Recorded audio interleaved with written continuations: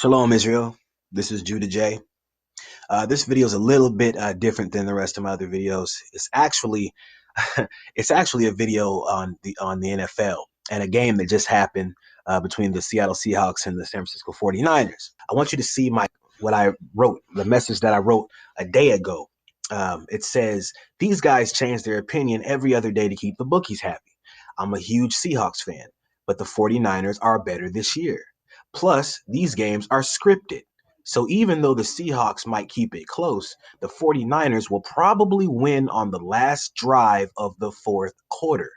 Now, if you wasn't watching the game, the 49ers won on the last drive of the fourth quarter. Okay, so mind you that. Of course, there was horrendous referee assistance to help them as far as the pass interference play inside the end zone that everybody saw. And when they did the replay of the pass interference that happened to Hollister, it was so obvious. The commentators stopped talking, and it was like it was uncomfortable. Stop talking, and then they went and tried to get away from it. But it was so obvious, and also that's a play that the officials are supposed to naturally in the last 2 minutes of the game go back and review. It's supposed to be reviewed from New York. They're supposed to stop the clock, and the Seahawks had no timeouts left, with about 15 seconds left. So when that happened, it's up to the referees to stop the game because they need to review the play because of the pass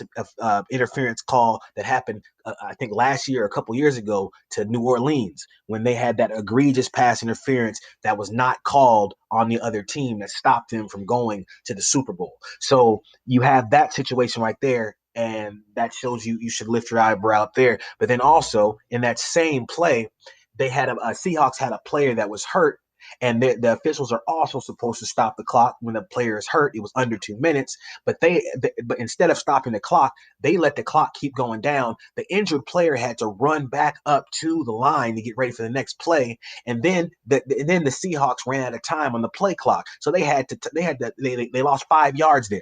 So the Seahawks ran out of time on the play clock. They lost 5 yards. And so first they were at the 2-yard line. Marshawn Lynch was about to come in and do, like at the Super Bowl where we should have let Marshawn Lynch run it in from the 1-yard line. Everybody was excited. Everybody's like, oh my gosh, look at the situation. NFC championship game, West championship game. And now Marshawn Lynch can win the game with the last like 5 or 6, I think it was like 9 seconds left, and he could just jump over the top. And they stopped that. They penalized the Seahawks 5 yards and then made them back up to the 6-yard line. So now Marshawn Lynch had to come off the field and couldn't do that. And now they also took a down away from the Seahawks. So now it's second down instead of first down. So you have second, third, and fourth. Last play of the game was almost in the end zone, but that's neither here nor there. But anyways, so I said, plus these games are scripted, so even the Seahawks might keep it close. So the Seahawks might keep it close. The Seahawks might keep it close. The 49ers will probably win on the last drive of the fourth quarter, which they did. And Marshawn will most definitely score from the 1-yard line in one of the quarters for the good feel-good moment. But the Niners are the choice of the crooks who rig the NFL games. You also have a lot of lying going on as far as the injuries that took place all over the Seahawks team to make it more believable when the 49ers win. And if the injuries are legit, it's only because of all the witchcraft and sorcery that occurred to hurt their chances. Oops, I said chances, like the players on the field don't already know the outcomes. My bad.